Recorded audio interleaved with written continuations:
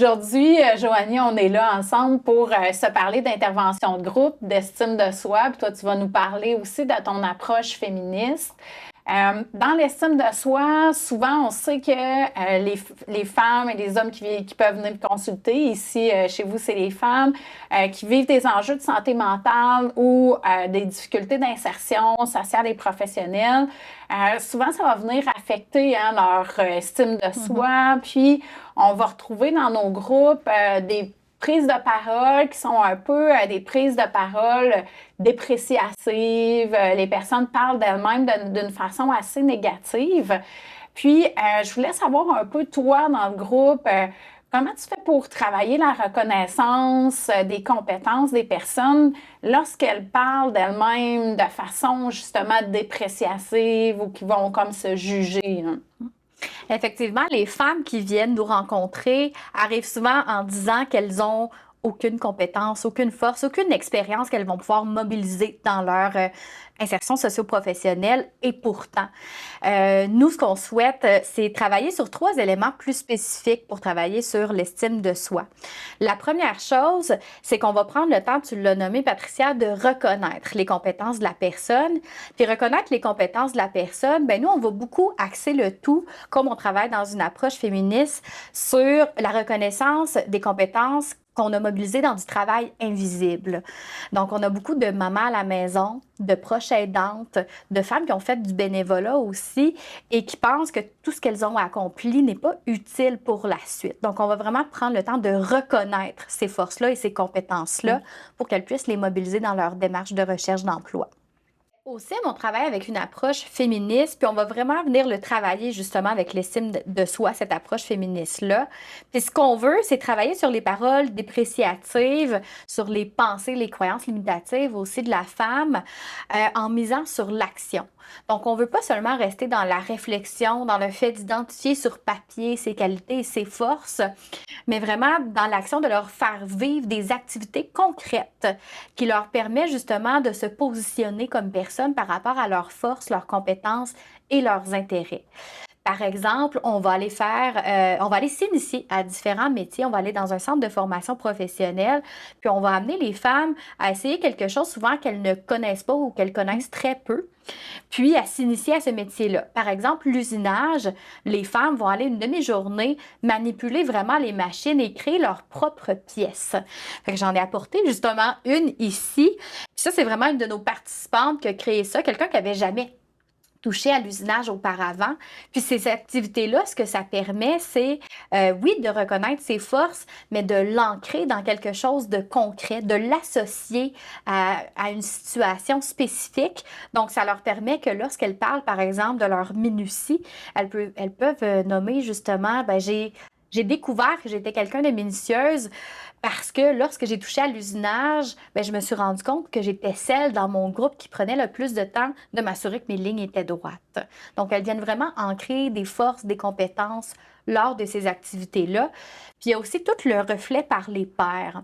Ce qu'on veut, c'est que ça ne soit pas seulement l'intervenante qui se positionne en disant « moi, j'ai observé que tu étais quelqu'un qui était très manuel ou qui était à l'écoute », mais on va surtout essayer de mobiliser les autres membres du groupe, les autres femmes qui vont se faire du reflet entre elles. À la suite d'activités, on va souvent questionner qu'est-ce que tu as observé chez ta collègue, qu'est-ce que tu as envie de lui partager, et ça leur permet justement de se voir dans les yeux des autres et de construire leur estime de soi étape par étape. Puis finalement, il y a aussi d'augmenter l'estime de soi en parlant de toute l'histoire des femmes et l'apport des femmes dans la société. Malheureusement, on met beaucoup ça de côté lorsqu'on parle de l'histoire dans nos cours à l'école. Et pourtant, les femmes ont une contribution très importante dans l'acquisition de certains droits, l'avancée de certaines choses et de prendre conscience de cette histoire-là et de comment les femmes se sont mobilisées. Ça l'amène les femmes aussi à se repositionner et à prendre conscience de leur propre histoire de vie puis comment elles peuvent se projeter dans l'avenir.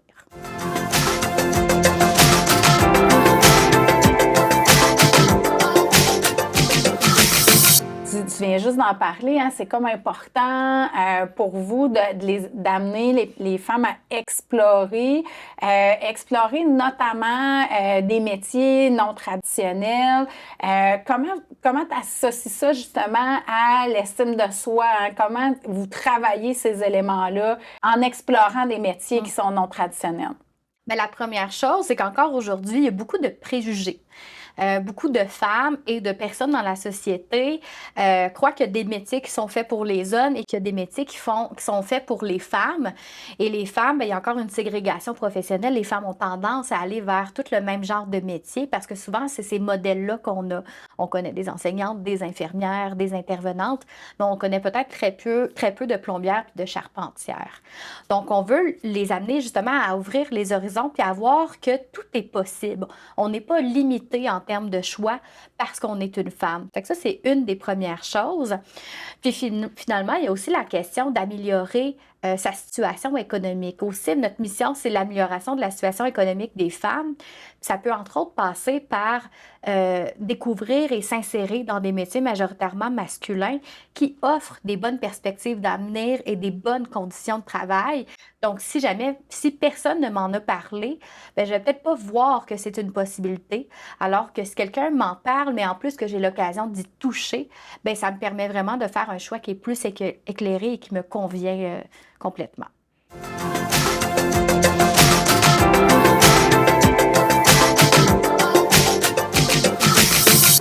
Pourquoi le groupe est aussi important puis une caractéristique de l'intervention dans une perspective féministe? Il y a vraiment des particularités très importantes lorsqu'on parle d'intervention de groupe dans une approche féministe. La première chose qui est à la base de nos interventions de groupe, c'est le sentiment de sécurité. Les femmes qui participent à une démarche de groupe avec leurs pairs, avec leurs semblables, ça facilite aussi le fait de revenir le lendemain, de créer un sentiment d'appartenance et de sécurité, comme je disais. Ensuite de ça, il y a aussi tout le partage d'expertise. En fait, l'approche féministe est particulièrement en groupe. C'est que l'intervenante, la conseillère d'orientation, conseillère en emploi, ne se positionne pas comme une experte. C'est pas la personne qui détient le savoir et les connaissances. On va beaucoup se fier sur la connaissance et l'expertise des participantes en elles-mêmes. On va privilégier les interventions entre elles avant d'intervenir nous-mêmes parce que ce sont elles, en fait, les expertes de leur situation, souvent sans le savoir, mais elles contribuent, en fait, l'une et l'autre à faire avancer leur projet professionnel. Puis ce qu'on souhaite aussi dans un groupe de femmes, c'est travailler sur le pouvoir d'agir, mais pas seulement individuellement, aussi collectivement. Il y a vraiment une force qui se dégage d'un groupe de femmes qui fait qu'elles se reconnaissent ensemble et qu'elles se reconnaissent aussi dans le parcours et l'histoire de vie des autres. Et ça leur permet de s'entraider, mais aussi de se projeter dans un avenir professionnel. Donc, comme la faible estime de soi, comme on discutait, c'est un élément que tu retrouves souvent dans tes groupes. Lorsqu'il y a une femme qui te partage, par exemple, moi, j'ai pas de valeur ou je sais pas, je pense que je peux rien faire dans la vie. Lorsque tu es confronté à ce type de paroles-là, comment toi, tu vas l'accueillir dans tes groupes? Bien, entre autres, on va encore une fois miser sur l'action. Donc, on va faire vivre aux femmes des activités en équipe de 2 ou en petits groupes où elles vont avoir à manipuler des choses, à remplir des questionnaires, à faire une mise en situation quelconque. Et ce qu'on veut, c'est qu'elles se voient dans les yeux des autres, dans le regard des autres personnes. Donc, je vais encore une fois privilégier la rétroaction de ses pairs qui, elles vont naturellement souvent dire « mais mon Dieu, t'es donc bien bonne là-dedans. J'ai vu que tu avais une belle capacité d'analyse.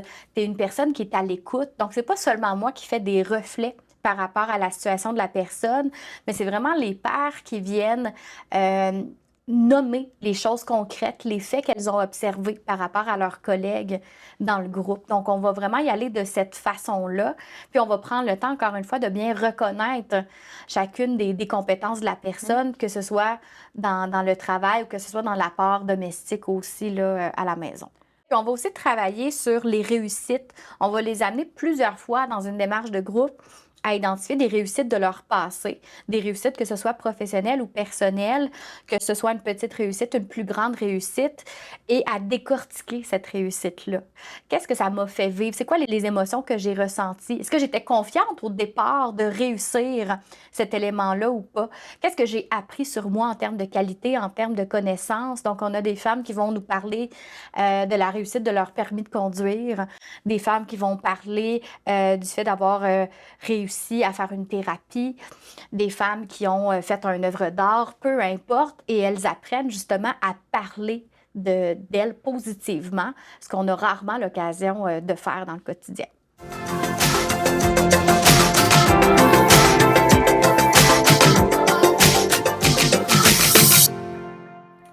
Alors aujourd'hui, Michel, on va faire une des stations de nos activités Explorer autrement. Et comme tu peux voir devant toi, on va faire la station de plomberie.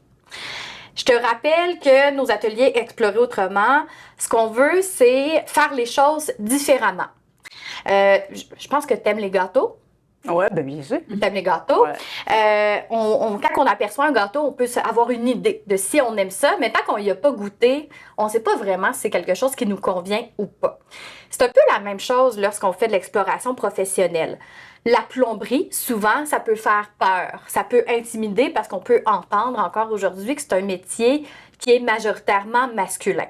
Mais on se rappelle que nous, on veut s'amener à déconstruire les préjugés, à élargir nos possibilités et justement à goûter à certains métiers pour se faire une réelle idée de est-ce que ça m'intéresse?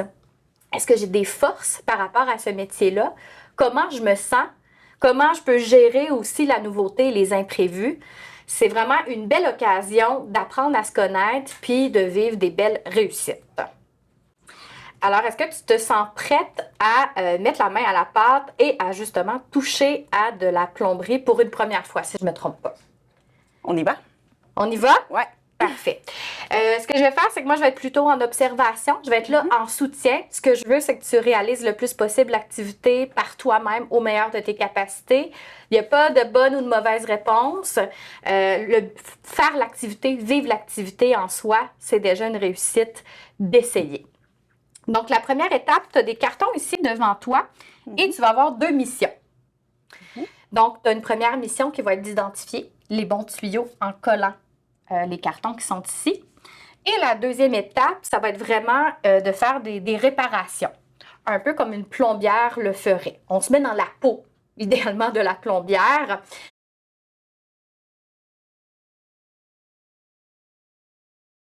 Tu as tous les outils ici à ta disposition que tu vas avoir à utiliser au courant de l'activité.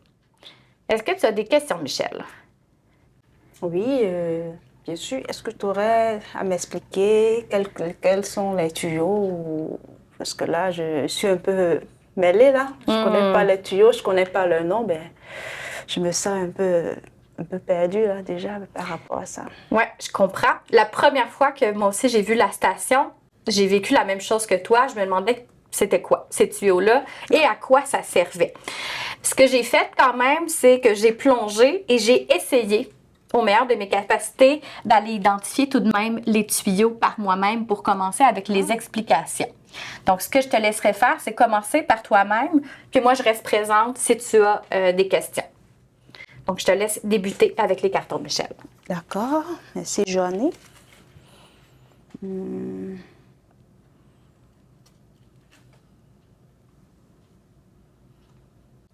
Tuyau en forme de S, je pense que ça pourrait aller. Non, je le sais quand même. D'accord.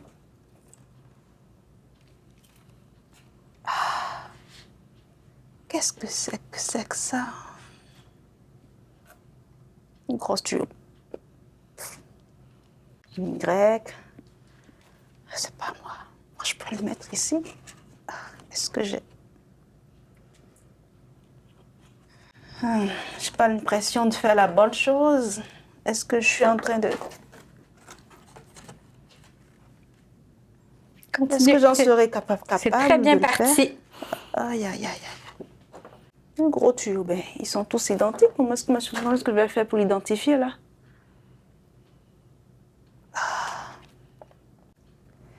C'est trop trop dur. J'ai peur, je sais pas trop comment m'y prendre là. Si on regarde ensemble, Michel, moi je vois ici que tu as identifié ton tuyau en Y. Oui. Ici, puis ton tuyau en forme de S. Ouais. Fait que déjà, c'est très bien parti. Qu'est-ce que tu as comme prochain carton? Ici, on parle des tuyaux de différentes grosseurs. Puis l'autre, de quoi on parle? Celui-là, c'est pour la prochaine étape. J'irai peut-être avec celui-là ou... Je ne suis pas si sûre, mais je fais confiance à mon instinct. Bon. Ton instinct a des bonnes réponses parce que si on parle d'un gros tuyau qui devient un petit tuyau, donc ça peut causer des problèmes. Parce que si l'eau passe rapidement et que là, l'eau se rend là, bien, il pourrait y avoir un débordement dans la réalité. Je suis là-dedans. C'est un bon début. C'est un bon début. Est-ce qu'on passe à la deuxième étape?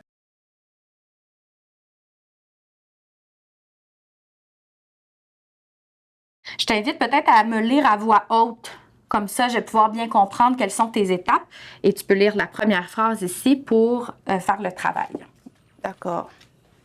Madame Véronique Tremblay, une employée nouvellement mariée, a perdu son alliance à l'avant les mains. Depuis, elle pleure sans arrêt et refuse de reprendre le travail. Ça, c'est le petit numéro 1. Oui. Avant les mains. Donc, tu as quelqu'un, tu as Madame Véronique Tremblay qui s'est lavé les mains. Donc, ici, on parle d'un tuyau qui est mis en dessous des éviers. Donc, elle s'est lavé les mains, elle a perdu son alliance.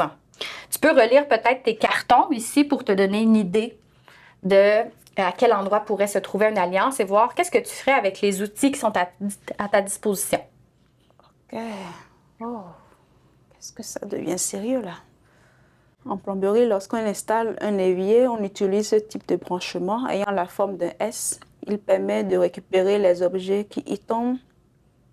Il empêche aussi les odeurs de remonter en les emprisonnant dans le son S. Lorsqu'on décide d'enlever un petit bouchon qui y est installé, il faut penser à mettre un seau en dessous. Sinon, le dégât s'est assuré.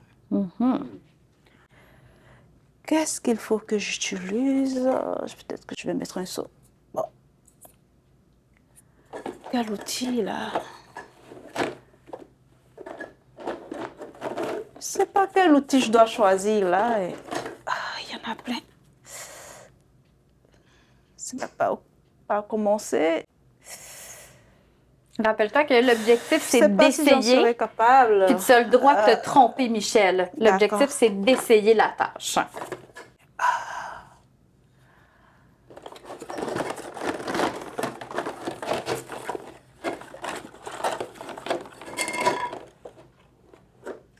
Une torche?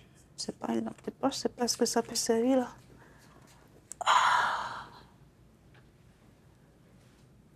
Bon sang, je sais pas comment est-ce que ça fonctionne ces affaires-là. Tu utilises ton sens de l'observation? Ouais.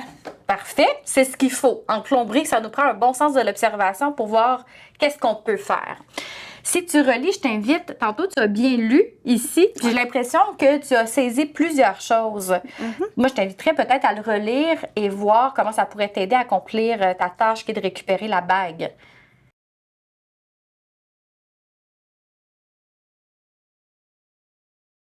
Je pense que peut-être je vais récupérer le bouchon qui est en dessous là. Je mets mon seau en dessous. Très bien. Comment on fait pour récupérer la bague de Madame Tremblay? Là, je pense que je pourrais y aller avec ça. Voilà. Je pense que là, je l'ai.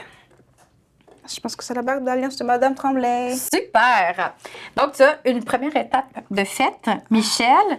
Puis tu as vu, des fois, il faut relire quelquefois, reprendre son temps, prendre un petit pas de recul. Ouais. C'est normal.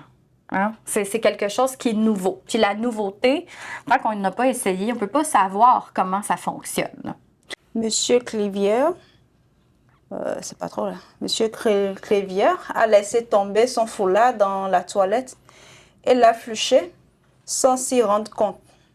Il a essayé de déboucher la toilette avec un siphon, mais la toilette ne fonctionne plus. Oh. Qu'est-ce qu'il faut faire?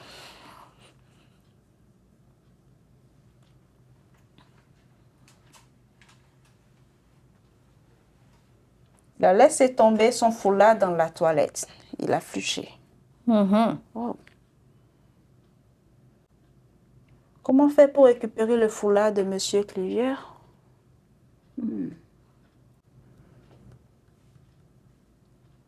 J'avais identifié les formes de tuyaux tantôt, ben, je ne sais pas par où commencer. Aïe, aïe, aïe, aïe, aïe. De haut. Là, ici, c'est plus difficile. Nos trous sont sur le dessus. Oh. Parce que normalement, je pourrais voir que ma toilette, tu sais, le foulard est pris dans le trou. Je pourrais regarder avec une lampe de poche, me pencher. Fait que tu peux essayer de reproduire ce genre d'élément-là que tu ferais si ta toilette était bouchée à la maison. D'accord. Tantôt, tu as justement sorti une lampe de poche. Ouais, je m'en souviens. Ah, comme nous avons nos trous en dessous, là, au-dessus, je pense que je vais voir. Quel tuyau irait avec baisser la cuvette? Hop. Je vais aller avec celui-là à boîte. Ah ouais, je vois quelque chose de bouché là. Ah ouais, je l'ai. Maintenant, comment faire pour le récupérer? Qu'est-ce que je dois utiliser là? Je pense quand même que je vais utiliser mes gants. Je ne voudrais pas que je vais abîmer mes doigts après tout là. Bonne idée. Après tout, je suis une femme. Il faudrait que j'ai des mains délicates.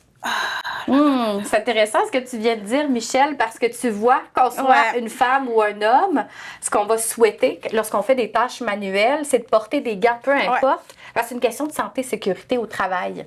Tu vois, fait que c'est vraiment quelque chose qui est pour tout le monde. Ah ben si, je le ferai quand même. Après tout, je suis une femme et je pense que c'est beaucoup plus. Tu es sur la bonne piste avec tes pinces, Michel.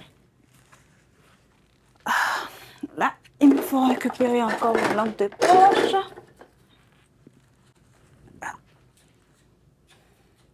Allez!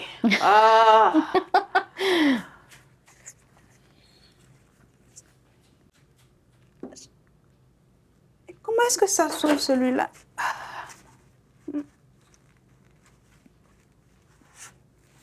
J'ai de la misère à utiliser. Je ne sais pas comment est-ce que ça fonctionne. J'en serais pas capable. Je ne pense pas être capable. En même temps, Michel, tu avais la Ces paire de affaires-là. pinces et tu t'analysais? Ouais, ben je voulais juste l'ouvrir, ben je sais pas. Tout à fait, tu as raison que c'est une pince qui s'ouvre. Ah. Et tu vois ici, quand on ne connaît pas, quand on n'a jamais utilisé ça, ça peut paraître un peu bizarre. Là, on ne sait pas quoi faire avec les différents éléments. Mais ici, justement, en sachant qu'en pesant ici, ma pince s'ouvre, puis j'ai à refermer, tout simplement. Puis ici, ma vis, c'est pour que ça ferme plus fort ou moins fort. Donc, pour aujourd'hui, tout simplement, sachant comment l'ouvrir et la fermer, tu peux arriver à accomplir ta tâche. Merci. Continue. Merci, Joanny. Voilà. Ah, le foulard de Monsieur Cléger. Oh, sacré foulard. Oh là là là là là là là.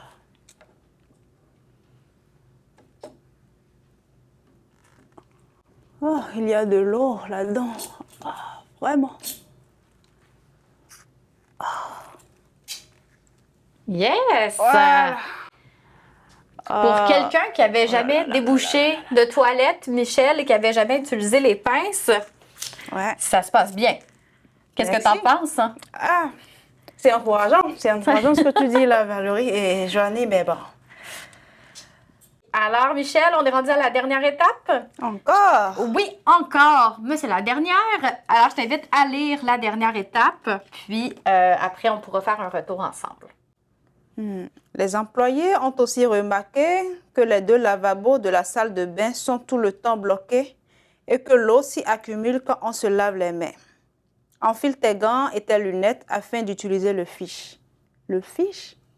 C'est quoi un fiche? Si tu regardes dans la boîte à outils, Il y a probablement un outil que tu ne connais pas du tout.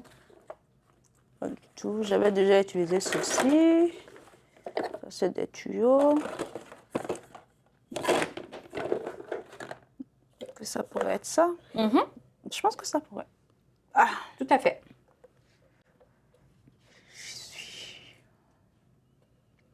maintenant, où sont les éviers qu'il faut déboucher là? Comment est-ce que ça fonctionne, cet outil-là?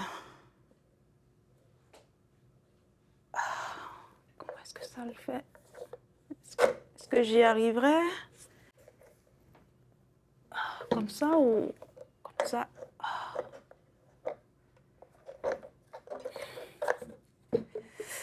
Je ne me sens pas bonne pour le faire. Je n'ai pas les capacités pour le faire. Je ne pense pas que je m'en sortirai.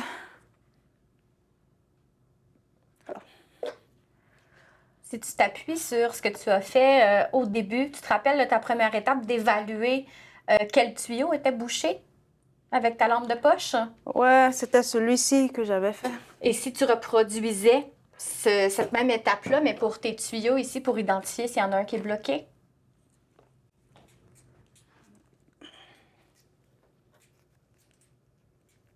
Allez, allez.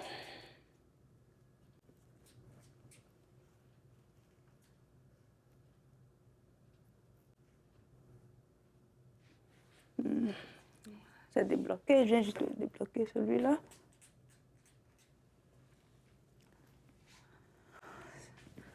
Je ne sais pas si j'y arriverai. Aïe, aïe, aïe. Allez, allez, vas-y, toi, là. Hop. Tadam. Hop.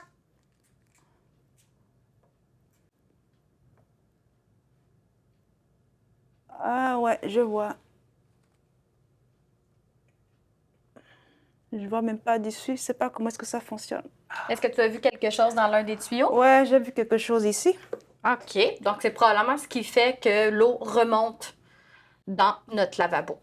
Et on t'a invité après à utiliser le fiche que tu avais commencé à essayer de faire quelque chose. J'ai jamais fait ça, moi. Je sais pas comment est-ce que ça peut fonctionner. Je sais pas si j'y arriverai.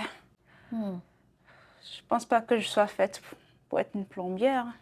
Après tout, moi, je vais être une infirmière. Bon, je vais quand même le faire. Mais tu sais, Michel, je t'ai invité à ce qu'on regarde ça ensemble. Ah, d'accord. Puis, que tu sois plombière ou pas, tu vas voir que ce que tu fais aujourd'hui, c'est des choses qui vont être utiles pour toi par la suite.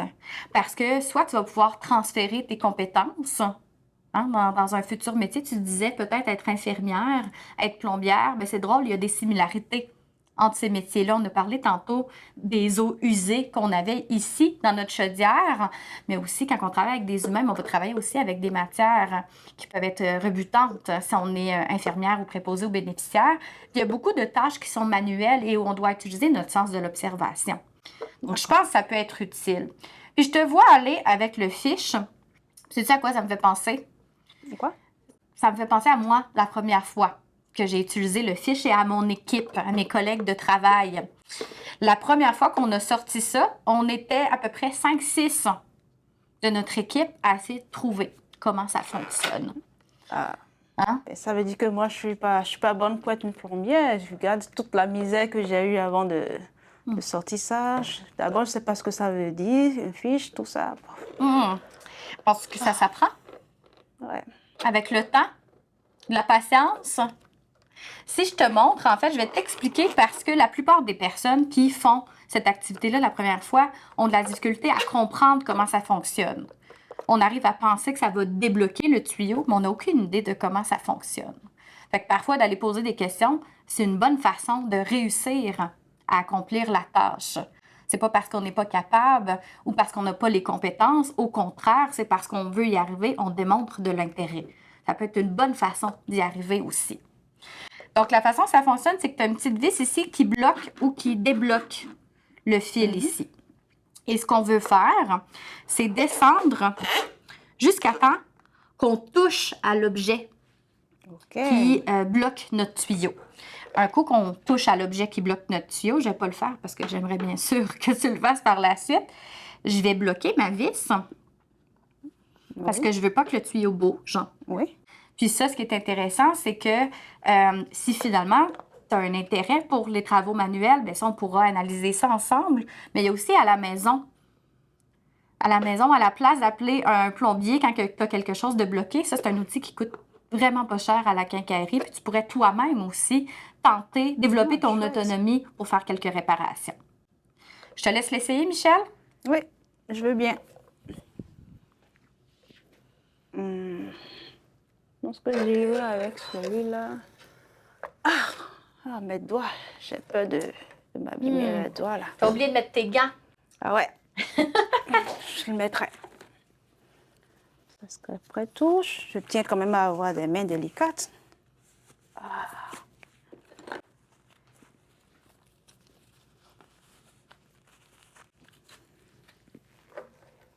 Ah, tu l'as dit tantôt, pour que ça touche l'objet. Ma lampe de poche.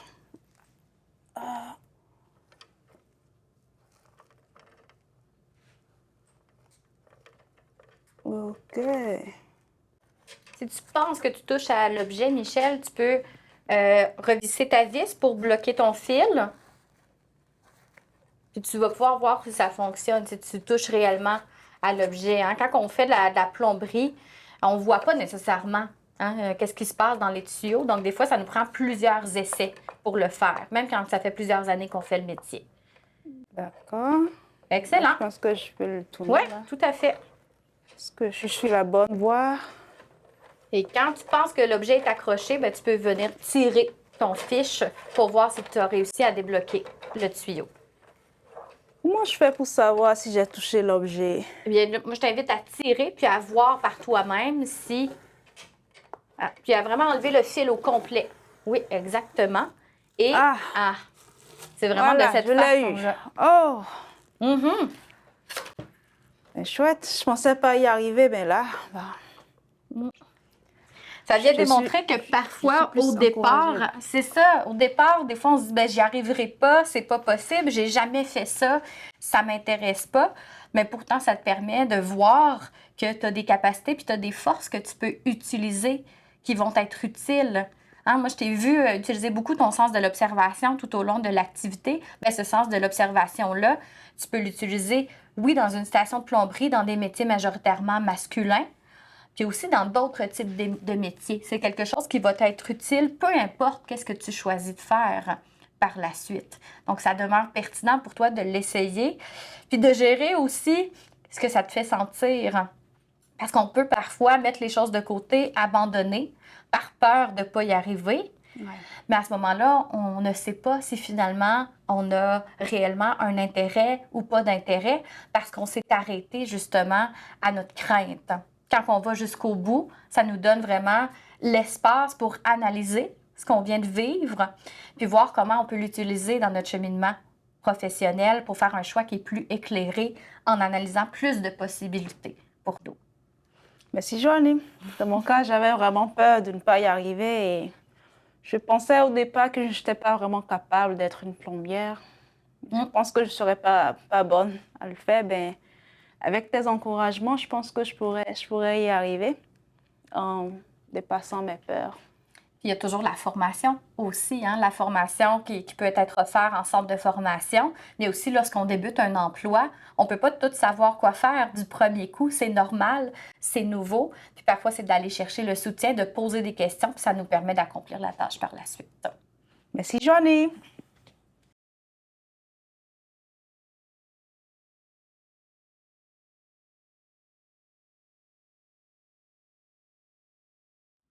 Fabienne, on est ensemble aujourd'hui pour finaliser la capsule sur l'estime de soi et l'intervention de groupe. On va discuter plus de la partie de l'accueil des émotions associées à ça, puis aussi, ben, c'est quoi les réflexions qu'on cherche à susciter chez les personnes participantes qui sont dans notre groupe. Oui. Donc, peut-être me dire un peu, toi, ben, comment tu considères l'estime de soi dans les interventions? comment tu accueilles aussi des personnes qui ont des propos dépréciatifs à l'intérieur des groupes quand tu interviens?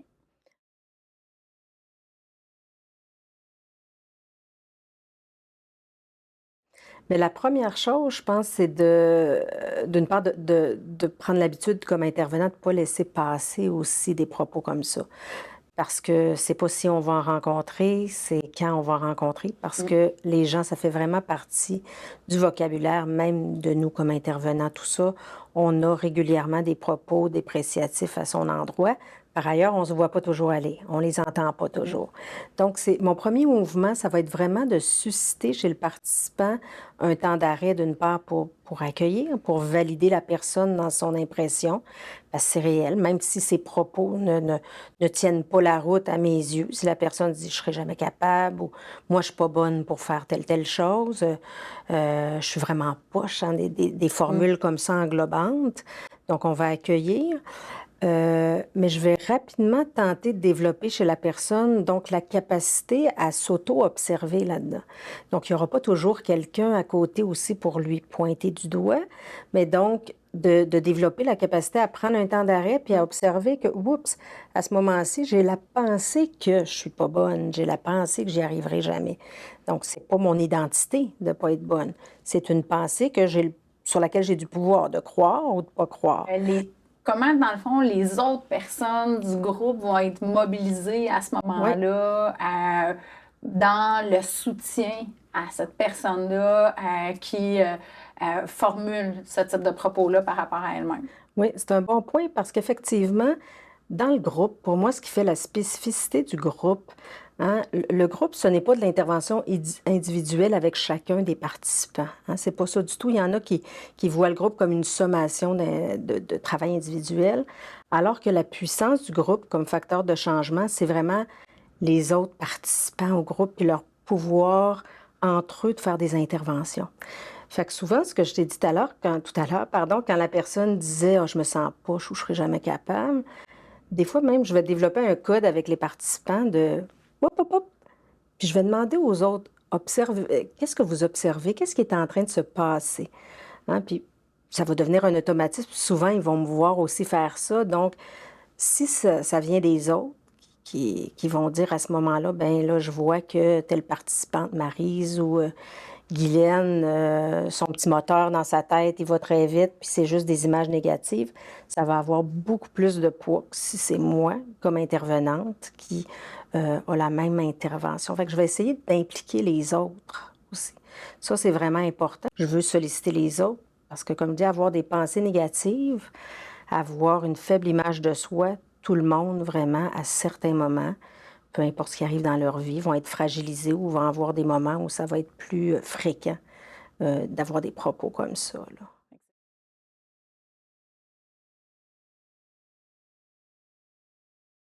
Super, tu as nommé aussi de dire cette pensée-là ou cette émotion-là est valide. Hein? Absolument. La personne, c'est comme ça qu'elle se sent. Fait qu'on veut pas tout de suite dire mais non, ça va bien aller. Hein? On veut vraiment aller dans valider, développer une capacité à s'observer. Hein? Qu'est-ce que je me dis, de quelle manière je me le dis, puis qu'est-ce que ça peut avoir comme impact sur moi, mais aussi sur d'autres personnes.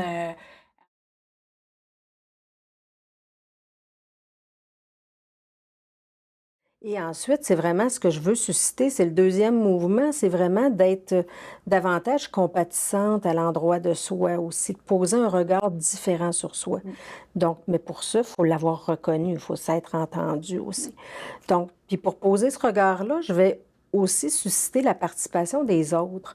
Parce que souvent, on oublie, hein, comme intervenant, pardon, que les paroles qui vont avoir le plus d'impact ne sont pas les nôtres comme intervenants, ça va être vraiment celles des autres participants, participantes. Donc, je vais souvent les interpeller. Donc, de dire, oups, vous m'avez vu, là, j'ai mis un stop parce qu'il était en train de se dire, par exemple, Julie, qu'est-ce qui se passait selon vous, là? Donc, c'est les autres participants qui vont arriver à nommer, ben là, je trouve que vraiment il est en train d'avoir des pensées qui étaient négatives. Oui, puis donc, est-ce que ça fait écho pour d'autres personnes dans le groupe d'avoir ces propos-là? Puis toi, quand tu as des propos comme ça à ton endroit, Maryse, par exemple, qu'est-ce que tu fais dans ce temps-là pour apaiser un peu cette voix-là? Donc, je vais essayer vraiment de développer un mouvement d'observation, mais ensuite d'essayer la personne d'essayer de trouver un mouvement chez elle pour voir les choses autrement.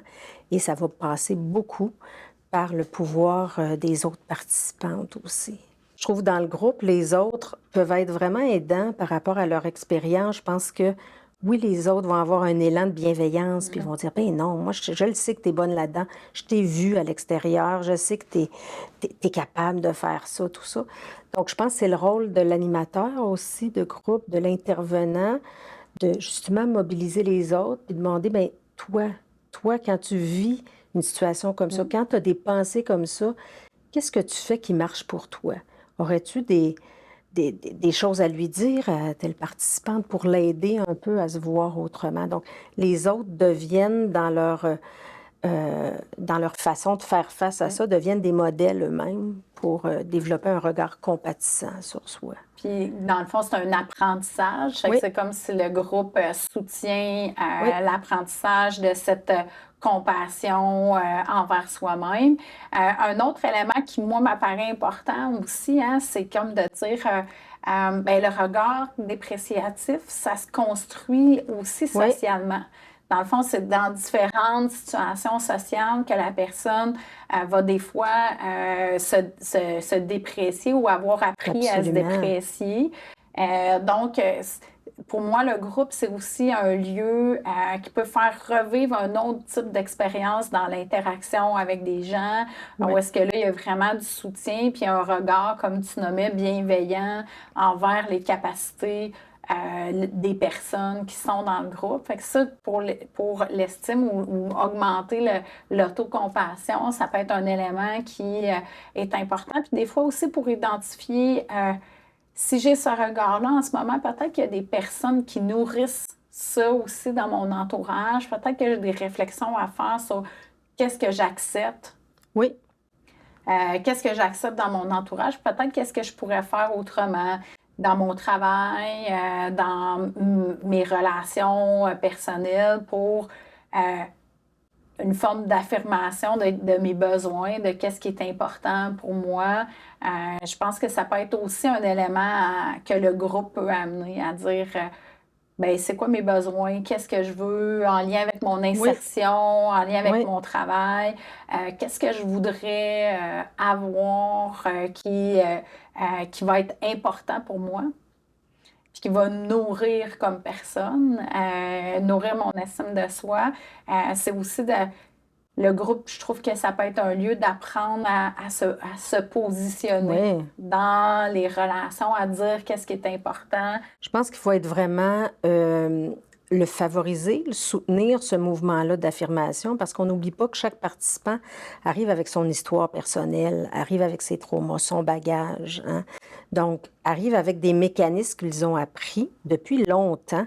Donc ça prend du temps aussi à se transformer. Il ne faut pas avoir l'illusion, comme intervenant, que on va travailler l'estime de soi dans une rencontre, puis check, c'est fini, on n'en reparle plus.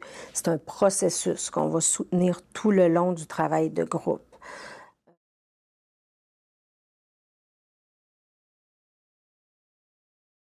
Je pense que tu réfères aussi à ce que je trouve vraiment qui est l'unicité puis la puissance du groupe. C'est vraiment de recréer un peu, on dit un microcosme là, de la société. Ça recrée donc un espace sécurisant dans lequel il y a plein de relations qui se passent, qui se développent, avec ses bons, ses moins bons côtés, hein. Les propos échangés, parfois, peuvent être assez directs, puis pas toujours bienveillants, à d'autres moments, être très, très bienveillants.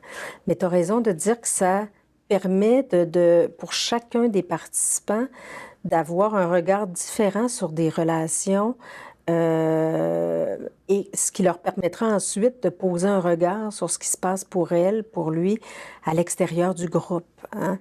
Puis donc, de se dire, mais ça se peut effectivement qu'à l'extérieur, il y a des choses que je tolère depuis longtemps, des relations que j'endure. Et le groupe permettra de réaliser certaines choses en étant un groupe dans lequel on se nomme les choses. On ne laisse pas des choses sous silence aussi, on nomme adéquatement. et aussi dans lequel on entend d'autres expériences. C'est ça aussi la force du groupe. Je peux entendre que tel participante a vécu quelque chose de similaire qui fait écho à ma propre expérience et de voir que cette personne-là, maintenant, est rendue ailleurs. Donc, ça fait partie de la compassion, de voir aussi se donner le temps, de voir que les choses peuvent changer, mais pas du jour au lendemain. Mais donc, de créer un espace sécurisant qui va me permettre d'observer, de m'observer moi dans un espace relationnel avec d'autres. Puis dans le contexte du travail, puis dans un contexte scolaire aussi, ces dimensions-là relationnelles sont très présentes aussi, Oui. puis peuvent affecter la persévérance ou le maintien en emploi. Donc, c'est des dimensions aussi qu'on va considérer. Le groupe peut être un bel espace, on l'a vu tout à l'heure, par la mise en pratique, par Oui. le fait d'ouvrir ses horizons. Puis ce que tu nous dis aussi, c'est que ça permet d'ouvrir ses horizons au niveau relationnel, puis d'être un laboratoire sur le Oui. plan de l'affirmation, de nommer ses besoins, d'être en mesure de voir que, ah oui, j'ai des compétences. Puis un dernier point que je trouve important aussi, c'est le fait de dire aider les autres. Oui, Ça peut vraiment être une source de valorisation puis de absolument. reconnaissance à l'intérieur des groupes. C'est vraiment un élément qui est très important. Même quand je vais vraiment pas bien moi-même, je suis capable d'aider quelqu'un De d'autre, de soutenir. soutenir quelqu'un d'autre. Donc ça, je pense que c'est un lieu qui peut être très valorisant Oui, pour les personnes qui participent. C'est une des forces, hein, tu disais, une des forces, c'est d'être un oui, microcosme. Mais une autre des forces, c'est de permettre de pouvoir soutenir l'altruisme. Donc, oui. peut-être, je ne sais pas si tu veux faire le mot de la fin là-dessus. Bien, absolument, de soutenir l'altruisme, soutenir l'entraide. C'est vraiment la richesse du groupe, là, particulièrement. Donc, c'est toute la force du groupe, à mon avis, qu'on doit soutenir comme intervenant. Merci.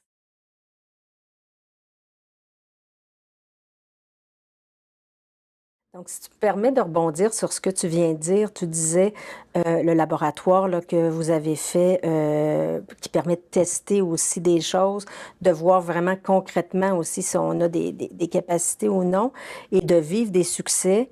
Je pense qu'avec l'estime de soi, ce qui est important aussi, c'est de développer la capacité de tolérer de faire des erreurs. Ça se peut qu'on n'y arrive pas du premier coup. Ça se peut que ça prenne du temps, mais l'erreur fait partie de l'apprentissage.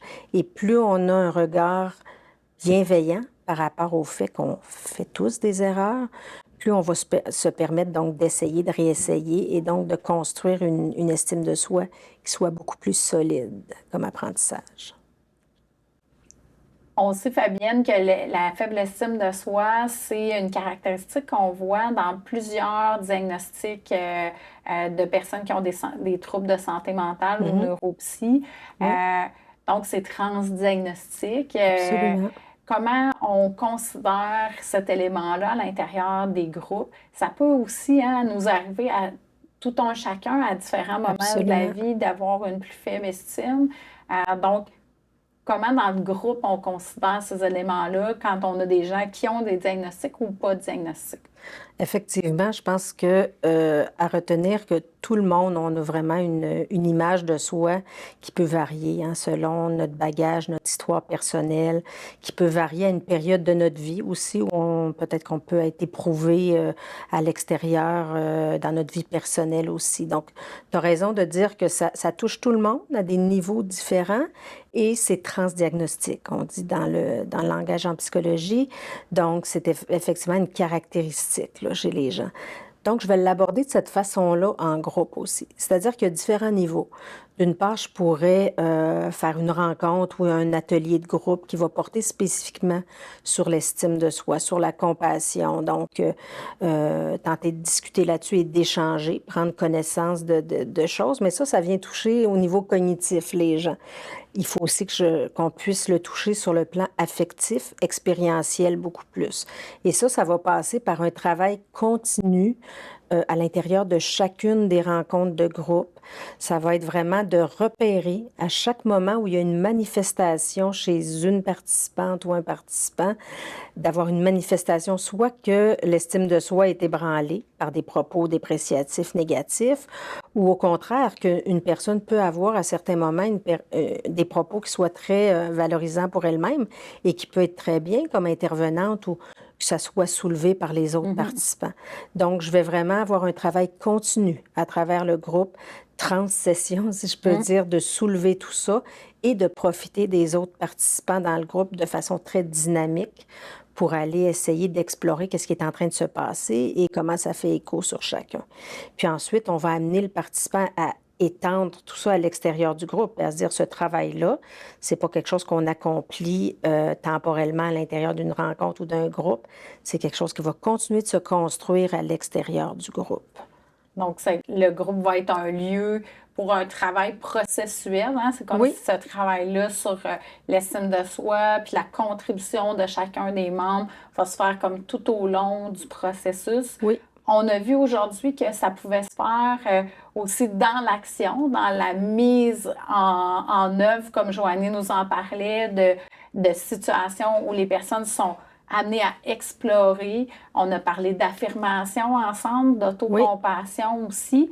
Puis, on a vu avec la simulation de l'atelier de plomberie que c'est important aussi d'être avec les membres du groupe puis de les amener à vivre des expériences nouvelles pendant les activités de groupe qui vont les amener aussi à vivre des réussites. Oui. Où ils vont être valorisés dans ce qu'ils font dans le groupe de développer ce regard-là social, positif sur eux. Donc, le groupe va être un lieu puissant par rapport à ça. Au changement, au développement des forces, au développement des forces, puis à la reconnaissance que chacun peut s'offrir à l'intérieur du groupe. Merci, Fabienne. Merci à toi, Patricia.